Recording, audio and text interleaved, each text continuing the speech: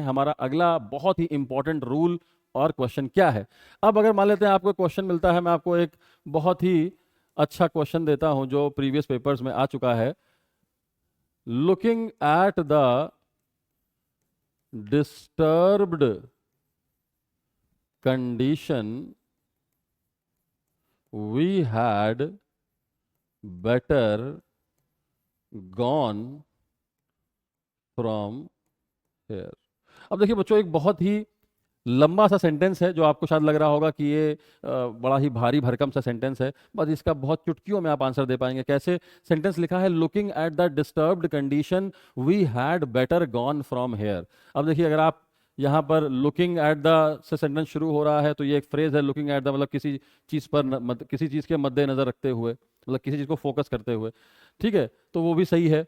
आप देखिए यहाँ पर क्या लिखा है बच्चों, हैड लिखा है। हैड बेटर का इस्तेमाल हुआ है और हैड के बाद आपको पता है वर्ब की कौन सी फॉर्म आती है?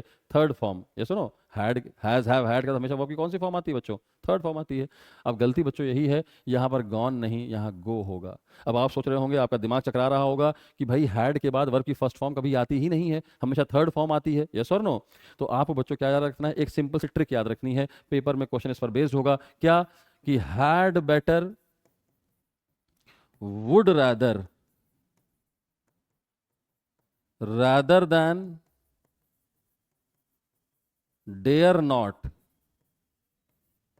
और नीड नॉट। तो बच्चों ये 5 आपको फ्रेजेस याद रखने हैं। इनके बाद हमेशा वर्ब की फर्स्ट फॉर्म यूज होगी, ये याद रखिएगा।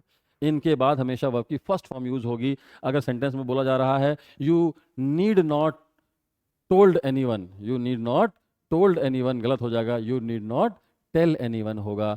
तो हमेशा ध्यान रखिए कि had better, would rather, rather than, dare not, need not, इनके साथ हमेशा बच्चों क्या इस्तेमाल होगा? वर्ब की फर्स्ट फॉर्म इस्तेमाल होगी। And this is very important for your paper. तो आई होप आपको समझ में आया होगा। Have a nice day.